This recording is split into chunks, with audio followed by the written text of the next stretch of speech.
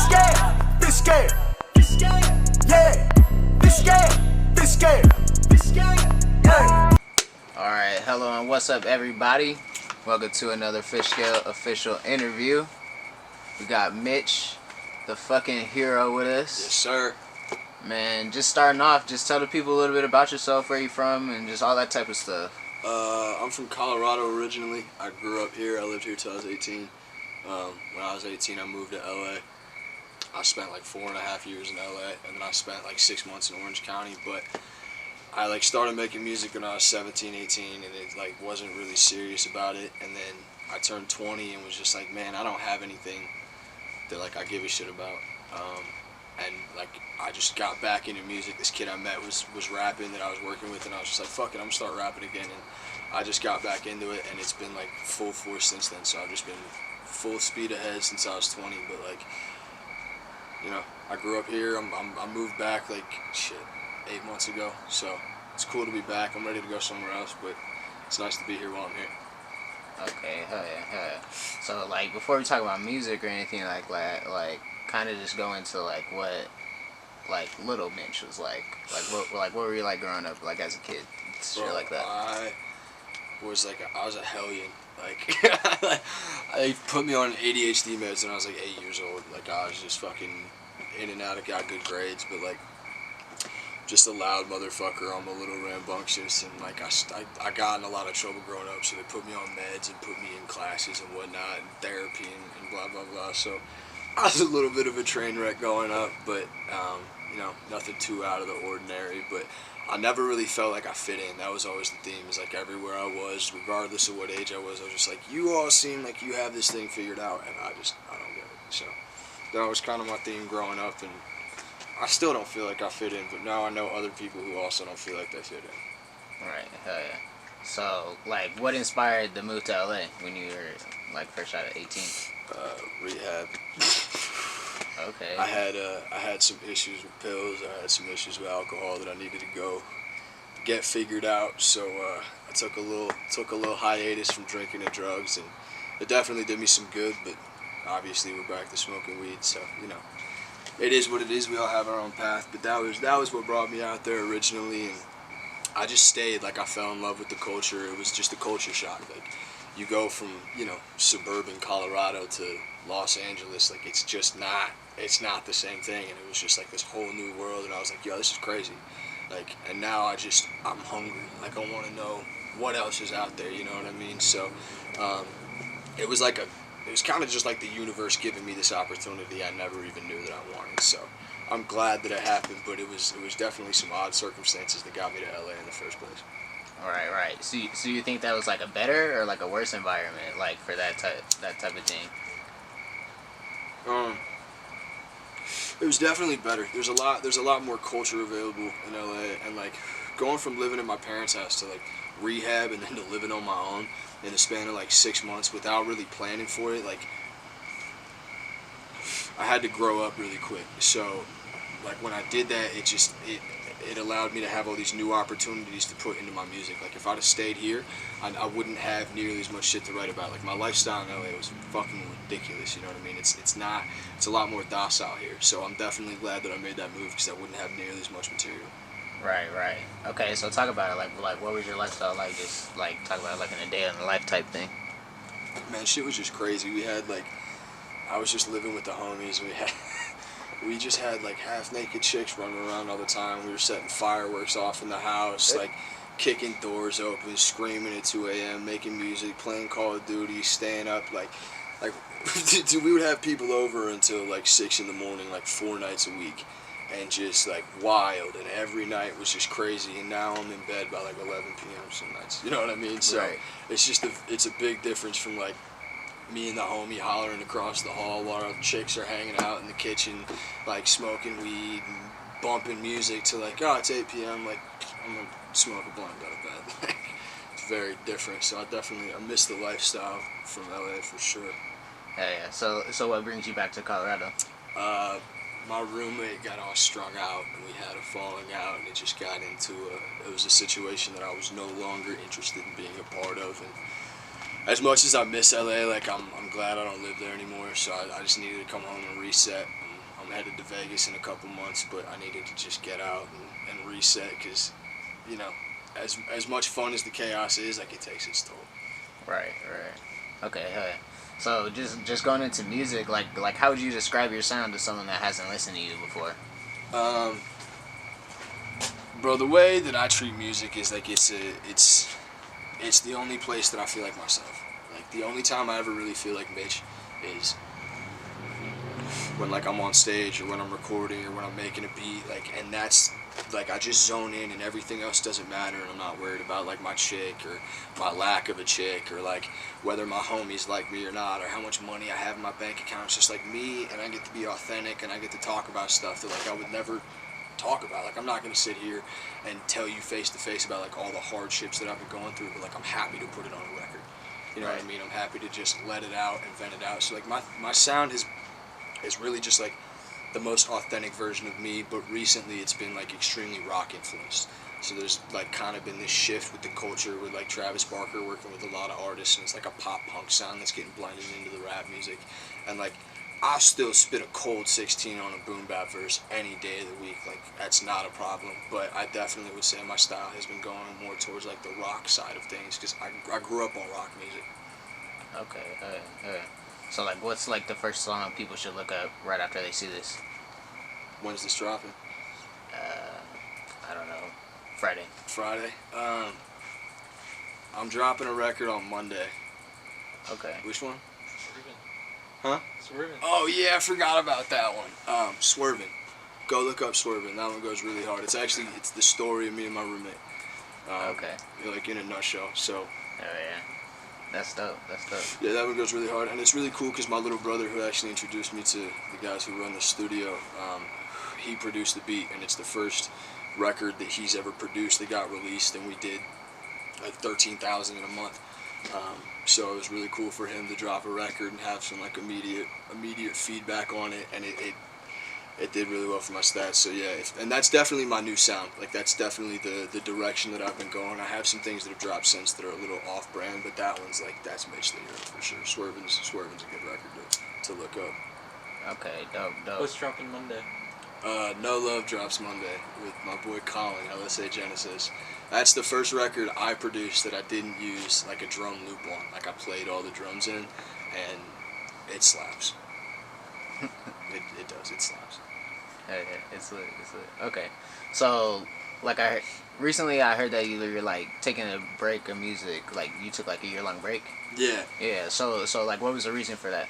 So I signed a management deal like about a year and some change ago in California. Like somebody reached out through a friend of a friend, and we just met this manager, and him and I just like negotiated this contract for like 3 months, and we finally got to a place that we really like were happy with, which is actually why Swervin has done so well. Like I'm very happy with the work that we've done, but in order to release music, we wanted to have everything branded together. Like I'm not good at branding myself. Like I'll just be like, oh, it's music, release it.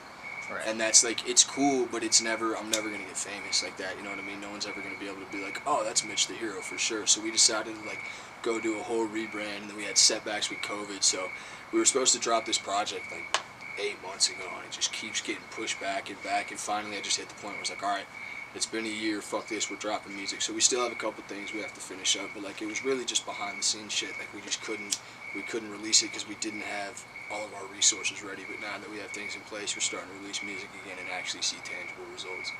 Right. And so you're releasing like a track every week, is that right? So I'm dropping a song every Monday for 12 weeks, and then after those 12 weeks are up, I'm going to take a little break, and then I have this project that I've been sitting on for like a year and a half called the Blair Mitch Project, and I'm fucking super excited to release that. So I'm dropping that, and then I have a couple other singles I want to drop after that, but I don't really have a plan after that. But it's 12 singles, little pause, and then the EP, which I'm stoked for because I've been sitting on that one for a very long time. Dope. Is there something that like inspired that like way of release, or it's just like you kind of just had this music and you're like, I need to release it? It was a little bit of both. It was like, man, I have all this stuff that I've been working on, because I was making music the whole year that I wasn't releasing. It wasn't like I wasn't making music, I just wasn't releasing it. So I was like, all right, we got to get rid of some of this stuff. You know what I mean? Like we have to get it out. We have to let people see it. And it was also just like nobody, like I haven't released in a year. Why in the hell would everybody just pay attention all of a sudden when I drop a project? Like, I wouldn't fucking go listen to that project. Like, this dude didn't release shit for a year. Like, Right. I'm not listening to his project. Like, so I was like, all right, let's build the fan base back up. Let's, like, get back in front of people. Because the thing I've always lacked is exposure. So I'm just trying to put my name out there in front of as many people as possible over and over and over again until they're like, all right, I need to check this kid out. Okay, that's dope. That's hella dope. So the Blair Mitch Project, that's coming up. And then, so which week are we on right now as far as releasing? 6. Six. So Monday, what the fuck is today? Holy Today. shit, is it Monday? Yeah. Yeah, We it's just have Monday. next Monday though. Yeah, We but just have this, one drop. yeah, but today is week 6. Yeah. So next Monday is week 7. But yeah, today's week 6. It's been 6 weeks. Okay, dope. So, like, when you're kind of walking into a song, what would you say, like, your creative process is like? Do you kind of already have, like, something on the top of your brain that you're going for, or are you kind of just making music in the moment type thing? So when I first started writing, I didn't know anything about production, and I didn't have, like, I have my own equipment now. Like, I record everything in house, or I record it with Hayden, Digital Daydream, the fucking wizard, and so now it's like it's not linear at all. So I used to just like get beats off YouTube and just write over them, and now it's like whatever direction it goes. Like, I've been making like these tracks with rock drums the past couple days, and I'll just pull up a guitar sample and then like start rapping to it and be like, oh, this is sick, and then like put down 4 bars and then stop and then drop like some drums in, and then the drums will immediately change my flow. And so now I'm rapping over the drums in a different direction. It takes the song a different way, and then I go back and like, so it's definitely not linear. It's like it just flows off the top of my head as it comes, and then I go back and polish it up at the end. So I have like probably 40 tracks that are just rough that like I need to go back in and polish up. So I've been doing that with Hayden with all the singles we've been dropping. It's like, oh, these are rough tracks, and we go back in and clean it all up. But it's definitely not linear, and I just like whatever comes into my mind, I try to put it down as quickly as I can. Otherwise, I'll forget it, and I'll just never get it back. So what would you say, like, made you, like, first get on the mic? Like, what was the moment that you were just like, alright, like, I need to start making music type thing? There's definitely one more. Okay. Honestly, I was like 18, 17, I don't know. I got drunk at some party and I freestyled, and these kids were like, yo, that was dope. And my drunk ass believed them, and I just was not good, and I just kept doing it until I was good. And then one day, like, I really had this, I had a couple moments. I had this moment where my buddy, like, looked at me, and I was just, like, spitting him some new shit I did, and he was like, yo, like, I could really see you doing this. He's like, I could see you being the real deal. Like, you might actually take this somewhere. And I was just like, whoa. And so, like, that was a big moment. And then I had this other moment where this girl texted me, and she was just like, yo, I'm going through some really depressing shit, and, like, the only thing keeping me sane is your music right now. And I remember, like, being at work and just collapsing and, like, crying in the bathroom, being like, what the fuck? Like, that was all I ever wanted, was to, like, make music that affected somebody like that. And she said it, and I was just like, oh, like, I did it. You know what I mean? And so from then on, it was like, I have to do this. Like, I can't work a day job. Like, I'll work a job for 3 months, and I'll just be like, yo, get fucked. Like, I'm out. Like, I can't do it. I have to do music. It's the only thing that makes me feel like me. Otherwise, I'm just, like, wasting my time here. Dope. Oh yeah, that's hella dope. So, like, are there any other artists that you like working with, or anything like that, whether it be out Fucking here? Harmacy, bro. Okay. The Harmacy is so my little brother is a part of this collective. He started making music after I did, and he went to school with Hayden, who's like my engineer, my producer, my homie, and they have this little crew of like the 5 of them, and they're sick. Like, I wasn't making any music in 2020, and my little brother was like, yo, just come meet these kids. Like, they smoke a bunch of weed, they make music. And I was like, I like those things. Like, let's go check it out. And I've literally been here like 3-4 times a week ever since. Like, at least. Like, we're here all the time. So I love working with these guys. I like working with Jack Wavy because he's sick at freestyling and he's super talented. And he really pushes me. And then my boy out on the East Coast, the Hazel Effect, Jake, he taught me like everything I know about mixing. And he used to just come to my house and just teach me how to mix for hours, and he spent like thousands of dollars to go to school and learn how to do it professionally, and just like gave me the knowledge for free. So it was like, he just blessed me. So that's my motherfucker. He literally just sent me a track today that I gotta go right to, but I love working with those guys. And my boy Ollie, I got this cat out in California, and we wrote an absolute banger, and he won't let me on a track. Ollie, if you see this, I need you to let me on a track, bro. It's bullshit. But I like working with Ollie because dude, he out-rapped me on my own song. Like, I dropped this song, and he sent me the verse, and I was like, I have to shelf this. Like, I can't even drop it. I sound like an asshole. But, yeah, that motherfucker's talented. He's doing big things right now, so I like working with him. That's dope. That's dope. Is there anyone like that you like haven't worked with yet that you kind of want to work with? I really want to work with Vic Mensa. I really want to work, which I don't know why you always laugh at that, bro. I fuck with Vic Mensa, dude. I want to work with Vic Mensa, I want to work with Machine Gun Kelly, I want to work with Kevin Gates, and I want to work with Travis Barker. I really want to work with Travis Barker. Okay. Just speaking on him, like, you said that he kind of like influenced your shift in your sound. Absolutely, bro. He produced a project with nothing nowhere that I just like stumbled upon one day, and I just put that shit on repeat for like hours. And then he did like some shit with Ian Dior, and he did some shit with Machine Gun Kelly, which are like all artists that I already listened to. And I grew up on Blink-182. Like, I saw him play live at Back to the Beach, which I don't think they had it this year, but it was an annual fest they were doing in like SoCal. But like, as soon as he started jumping into the hip hop game, I was just like, yo, this is sick.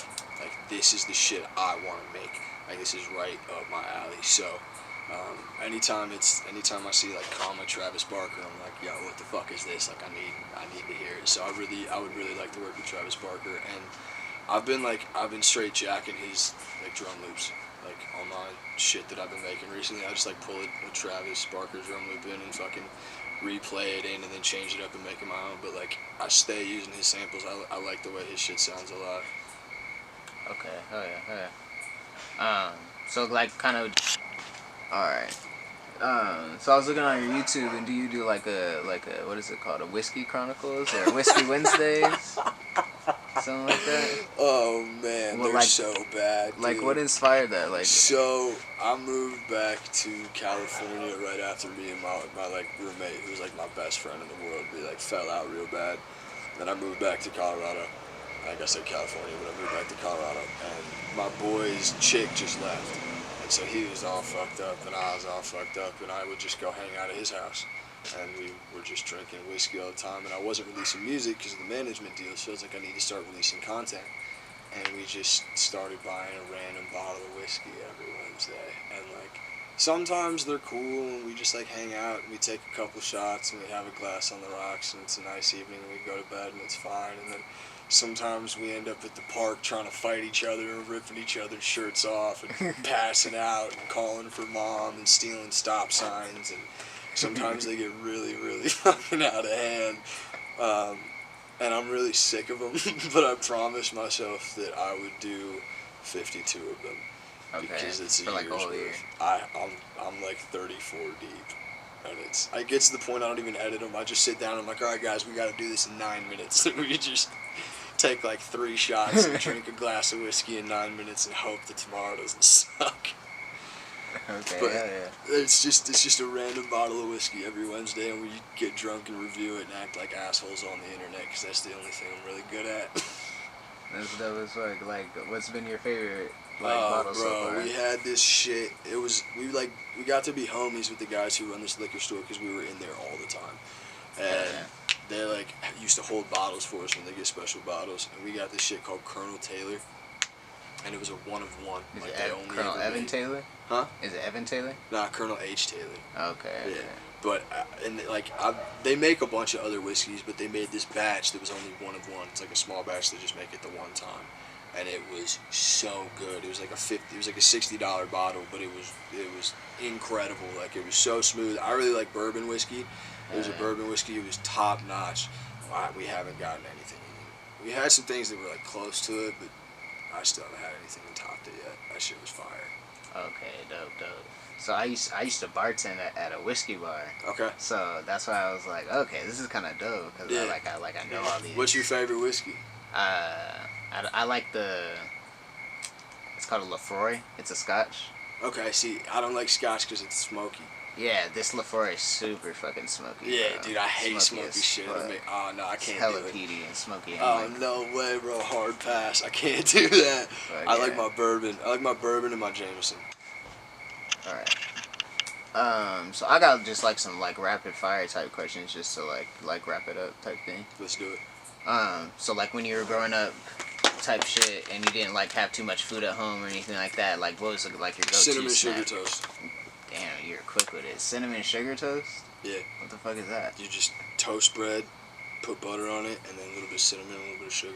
Fucking Bro, I totally phenomenal. fucking did that. Yeah, I'm about to go home and do that shit. Bro, That sounds gonna suck. Yo, smoke some weed and do that. Oh my god. I don't care how much money I have, I will still eat cinnamon sugar toast to the day I die.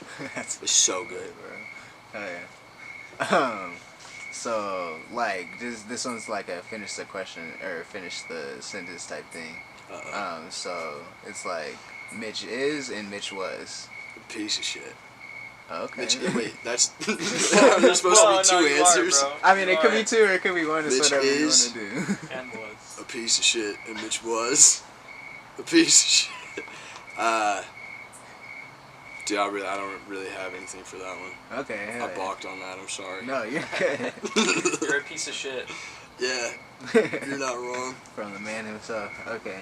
Last one. So, say you're on a road trip, like back to LA or something, and you can only bring like 3 projects to listen to, just like however many, whether it be EPs or albums, whatever. Like, what 3 are you bringing? Machine Gun Kelly's Black Flag. 93 Punks by Travis and Vic. Oh, dude, I don't know. And probably Proper Dose by the Story so far. I gotta bring something. I gotta bring some rock music with me. Yeah, that's lit. Oops. All right, man. That's kind of all I got for you, bro. Is there anything else you want to get into or speak on, anything like that? Nah, new music every Monday. Go follow the homies, Jack Wavy, The Harmacy, LSA Genesis, Slumpboy Danny's, Neff 99, Digital Daydream, and then fuck the other kid. BB Wrist. The Harmacy, go follow my boys. They're crushing it. Jack Wavy's crushing it.